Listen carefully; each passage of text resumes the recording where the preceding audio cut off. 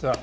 Sveiciens visiem! Šodien esam saņēmuši jaunos Samsung telefonus S25, S25 Plus, S25 Ultra. Tos mēs apskatīsim, kā vizuāli viņi izskatās, kas tur tāds jauns un kādas funkcijas viņām tur ir jaunas. Mākslīgais intelekts. Latvijā vispār ir interesants paradums, zināja? Klienti izvēlas vai nu S25 vai Ultra. Cilvēkiem patīk, ja es pērku telefonu, tad es pērku vislabāko. Vislabāko, jaudīgāko. Tā. Gandrīz izdevās viņu atpakuši. Šitā ir jātaisa vaļā, jā? Šitā. Jā. Man ir minti, jā. Tev ir minti, man ir navy. Jā. Nu, paskatoties uz telefonu, man pirmais, kas uzreiz krīt acīs, tās ir kameras. Var redzēt, ka tās kameras ir tādas daudz izteiksmīgākas un sulīgākas. Masīvākas tādas.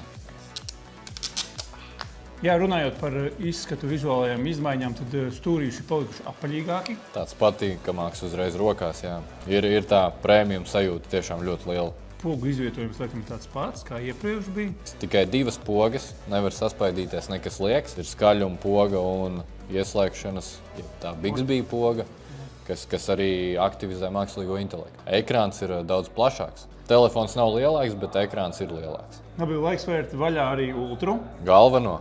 Galveno. Voilà.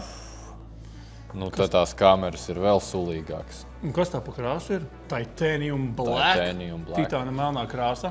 Bet Titanium tas jau nav tikai krāsas apzīmējums. Samsung S25 Ultra arī ir titāna korpus. Nu, Ultra jā, vienmēr ir, man liekas, bijis tāds wow telefons. Viens no unikālajiem, kuram ir joprojām stylus, kociņš. Ja mēs teicām S25 ir premium, tad šis ir ultimate premium.